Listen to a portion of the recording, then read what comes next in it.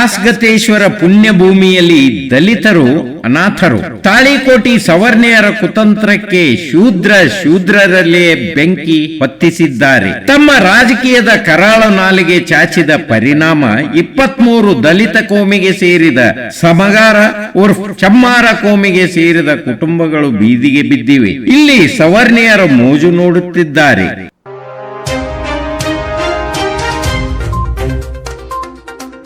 ನಾನು ಸಾಕಷ್ಟು ವರದಿಗಳಲ್ಲಿ ಎಚ್ಚರಿಕೆ ನೀಡಿದ್ದೇನೆ. ಅದನ್ನು ಮತ್ತೊಮ್ಮೆ ಹೇಳುವುದು ಅನಿವಾರ್ಯ.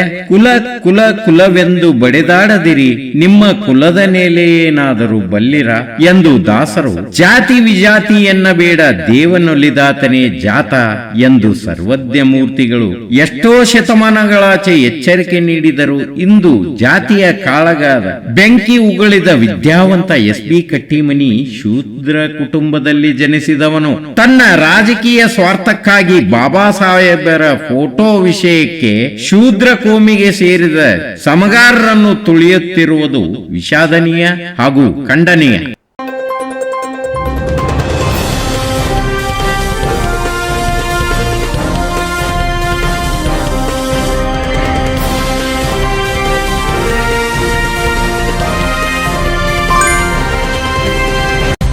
ರವಿಕುಮಾರ್ ಬಿ ಕಾಸೆ ಸಾರಥ್ಯದಲ್ಲಿ ನಮ್ಮ ದೂತ.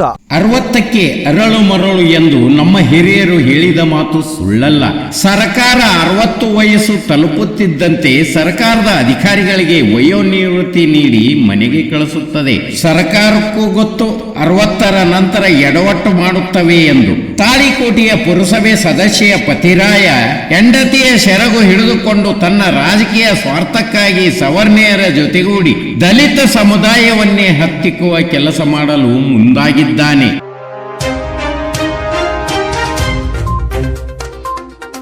ತಾಳಿಕೋಟೆ ಪಟ್ಟಣದ SP ಕಟ್ಟಿಮನಿ ಪೊಲೀಸ್ ಇಲಾಖೆಯಲ್ಲಿ ಸೂಪರ್ಡೆಂಟ್ ಹುದ್ದೆಯಿಂದ ನಿವೃತ್ತಿ ಹೊಂದಿದ್ದಾನೆ. ತನ್ನ ಮಡದಿ ಅಕ್ಕ ಮಹಾದೇವಿಯನ್ನು ಪುರಸಭೆಯ ಸದಸ್ಯೆಯನ್ನಾಗಿ ಮಾಡಿ ನಿವೃತ್ತಿ ಕಾಲದಲ್ಲಿ ತೆಪ್ಪಗೆ ಕೂಡದೆ ಇರ್ಲಾರ್ದ ಜಾಗದಲ್ಲಿ ಇರುವೆ ಬಿಟ್ಕೊಂಡ್ರು ಎನ್ನುವಂತೆ ಮಡದಿಯ ಹೆಸರಿನಿಂದ ರಾಜಕೀಯ ಮಾಡುತ್ತಾ ಪುರಸಭೆಯ ಅನುದಾನಕ್ಕೆ ಕತ್ತರಿ ಹಾಕಿ ತಾಳಿಕೋಟೆಯ ಸೌಂದರ್ಯಕರಣ ಮಾಡುವ ನೆಪದಲ್ಲಿ ದೀನ ದಲಿತರ ಅಂಗಡಿಗಳಿಗೆ ಕೈ ಹಾಕಿ ಹಿಡಿ ಶಾಪಕ್ಕೆ ಗುರಿಯಾಗಿದ್ದಾನೆ. ಇಲ್ಲಿಯೂ ತನ್ನ ಪೊಲೀಸ್ ಬುದ್ಧಿ ತೋರಿಸಿ ತಾನು ದಲಿತ ಕುಟುಂಬಕ್ಕೆ ಸೇರಿದವನು ಅನ್ನುವುದನ್ನು ಮರೆತು ದಲಿತರ ಮೇಲೆಯೇ ದೌರ್ಜನ್ಯ ಮಾಡುತ್ತಾ ಸಾಗಿದ್ದಾನೆ. ಆದರೆ ಬಸ್ ಸ್ಟ್ಯಾಂಡ್ ಮುಂದೆ ಇರತಕ್ಕಂತ ದಬ್ಬಾಂಗಗಳು ತೆರವು ಕಾರ್ಯಾಚರಣೆಯಲ್ಲಿ 23 ಅಂಗಡಿಗಳು ನಾವು ಎಲ್ಲರೂ ಇದರ ಮೇಲೆ ಬದುಕ್ತೀವಿ ಅಂತ ಹೇಳ್ತಾರೆ. 23 ಅಂಗಡಿಗಳಿಗೆ 15 ಅಂಗಡಿ ಬ್ಯಾಗ್ ಕೊಟ್ಟಾರ, ಮೊಬೈಲ್ ಕೊಟ್ಟಾರ, ಇವ್ರ ಚಪ್ಪಲ್ ಮಾಡ್ತಾರೆ. 15 ಅಂಗಡಿಗಳನ್ನ ಸರ್ ಅಲ್ರಿ ಒಂದು ನಿಮಿಷ ಮೋರ್ ದನ್ 70% ಅದನ್ನೇ ಮಾಡ್ಕೊತ ಬಂದೆ. ಇವತ್ತು ನಮ್ಮ ತಾಳಿಕೋಟೆ ಒಳಗೆ ದಾಡಿ ಕಟ್ಟಿಂಗ್ ಹಡಪ ಸಮಾಜದವ್ರು ಮಾಡಾಕತ್ತಿಲ್ಲ ಸರ್. ಚಪ್ಪಲ್ ಸಂಹಾರ ಹೊಲಾಗತ್ತಿಲ್ಲ ಸರ್. ಸರ್ ಇವತ್ತು ಏನಾಗಿದೆ ಸರ್ ಪರಿಸ್ಥಿತಿ, ಉಂಟ ಆಡಿದ್ರೆ ಅಡ್ಡ ನಂಬಲ್ಲಿ ಬರತ್ತಾರೆ, ಹೊಸ ಚಪ್ಪಲ್ ತಗೊಂಡು ನಂಬಲ್ಲಿ ಯಾರು ಬರತ್ತಾರೆ, ಶೋರೂಮ್ ಸರ್ ಯಾರು ಬರತ್ತಿಲ್ಲ ಸರ್ ನಂಬಲ್ಲಿ. ಯಾಕೆ ಇಡೀ ವ್ಯವಸ್ಥೆ ಹಾಳಾಗಿದೆ ಸರ್. ಇರುವುದನ್ನ ಈಗ ಎಕ್ಸಾಂಪಲ್ ಸರ್, ನಮ್ಮ ಅಪ್ಪನ ಹೊಟ್ಟಿಲ್ಲ ನಾವು 3 ಮಂದಿ ಅಂತಂದ್ರೆ ಇದ್ದಾಗ ಒಬ್ಬ ನಮ್ಮ ಮನ್ಯಾಗ ನಮ್ಮ ಅಪ್ಪನ ಜೊತೆ ಕೆಲಸ ಮಾಡೋದು ಇವತ್ತಿಗೂ ಚಪ್ಪಲ್ಲೇ ಮಾಡತ್ತನ್ರಿ. ಇನ್ನೊಬ್ಬ ಏನ್ ಮಾಡಿ ಅಲ್ಪ ಸಾಲಿ ಕಲ್ತು ಇನ್ನೊಂದು ಯಾವ್ದೋ ಮೊಬೈಲ್ ಅಂಗಡಿನೋ ಇನ್ನೊಂದು ಬಿಸ್ನೆಸ್ ಮಾಡ್ಕೋತ ಜೀವನನೇ ನಡೆಸ್ಬೋದು. ಈ 23 ಕುಟುಂಬಗಳು ಸುಮಾರು 65 ವರ್ಷಗಳ ಹಿಂದಿನಿಂದ ತಮ್ಮ ಕುಟುಂಬ ಜೀವನವನ್ನು ಮಾಡ್ತಾ ಬಂದು ಚರ್ಮದ ಉದ್ಯೋಗವನ್ನು ಮಾಡ್ತಾ ಈಗಿನ ಸಮಯದಲ್ಲಿ ಮೊನ್ನೆ ನಡೆದಂಥ ಪತ್ರಿಕಾಗೋಷ್ಠಿಯಲ್ಲಿ ಮೊಬೈಲ್ ಅಂಗಡಿ ಇದೆ, ರೈಸ್ ಅಂಗಡಿ ಇದೆ ಅಂತ ರಿಟೈರ್ಡ್ SP ಕಟ್ಟಿಮನಿ ಅವರು ಹೇಳಿಕೆ ಕೊಡ್ತಾರೆ. ಅವರು ಒಬ್ಬರ ದಲಿತ ಸಮಾಜದ ಮುಖಂಡರಾಗಿ ಅವರು ಒಬ್ಬರ SP ಆಗಿ ಈಗ ದಲಿತ ಸಮುದಾಯಕ್ಕೆ ಸರ್ಕಾರದ ವತಿಯಿಂದ ಸಮಾಜ ಕಲ್ಯಾಣ ಇಲಾಖೆ ವತಿಯಿಂದ ಹಲವಾರು ತರಬೇತಿಗಳನ್ನು ಕೊಡ್ತಾರೆ. ಫುಡ್ ತರಬೇತಿ ಬರುತ್ತೆ, ಸ್ಟೇಷನರಿ ಅಂಗಡಿಗಳ ತರಬೇತಿ ಬರುತ್ತೆ, ಬ್ಯೂಟಿಷಿಯನ್ ತರಬೇತಿ ಬರುತ್ತೆ.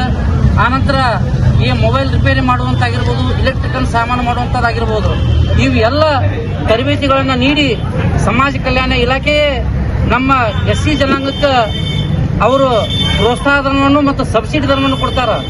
ಇದನ್ನ ಬಾಬು ಜಗಜೀವನರಾವ್ ಅಭಿವೃದ್ಧಿ ಕೈಗಾರಿಕಾ ನಿಗಮವೂ ಸಹಿತ ಲಿಡ್ಕರ್ ಇವರು ಸಹಿತ ನಮಗೆ ತರಬೇತಿಗಳನ್ನು ಕೊಟ್ಟು ತರಬೇತಿಗಳನ್ನು ಮಾಡ್ತಾರೆ. ನಮ್ಮ ಪೂರ್ವಜರು ಮೊದಲಿನ ಕಾಲದಿಂದ ಚಪ್ಪಲ್ ರಿಪೇರಿ ಮಾಡ್ತಾ, ಚರ್ಮದ ಚಪ್ಪಲ್ಗಳನ್ನು ಮಾಡ್ತಾ, ರಬ್ಬಲ್ ಚಪ್ಪಲ್ಗಳನ್ನು ಮಾಡ್ತಾ ಅವ್ರು ಬಂದಿದ್ರು. ಈಗ ನಮ್ಮ ಯುವಕರು ಸಹಿತ ಈಗ ಚರ್ಮದ ಟ್ರೆಂಡ್ ಏನು ಕಡಿಮೆ ಆಗೈತಲ್ಲ, ಟ್ರೆಂಡ್ ಕಡಿಮೆ ಆದ್ರೂ ಸರ್ಕಾರದಿಂದ ಸಿಗುವಂತ ಸಹಾಯ ಸೌಲಭ್ಯವನ್ನು ಬಳಸಿಕೊಂಡು ಅವರು ತಮ್ಮ ಈ ಚರ್ಮಕಾರರ ಅಂಗಡಿಗಳಲ್ಲಿ ಅವರು ತಮ್ಮ ಉಪಜೀವನ ಮಾಡಕತ್ತಾರ. ಬಟ್ ಇಲ್ಲಿ ಮಾಡುವಂತವರು ದಲಿತರದಾರ, ದಲಿತರ ಬಿಟ್ಟು ಬೇರೆ ಯಾರು ಮಾಡ್ತಾ ಇಲ್ಲ.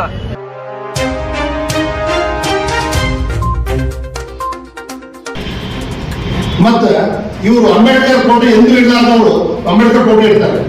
ನಮ್ಗೆ ಅದು ಸ್ವಾಭಿಮಾನ ಇರ್ತಾರೆ. ಅಂಬೇಡ್ಕರ್ನ ನೀವು ಎಂದೂ ಒಮ್ಮೆ ಪೂಜೆಗೆ ಬಂದಿಲ್ಲ, ಒಮ್ಮೆ ಯೂಸ್ ಮಾಡಕ್ ಬಂದಿಲ್ಲ, ನೀವು ಅಂಬೇಡ್ಕರ್ ಫೋಟೋ ಯಾಕೆ ಇಟ್ಟಿರಿ ಅಂತ ಕೇಳಿ. ಇದು ಅನ್ಯಾಯ.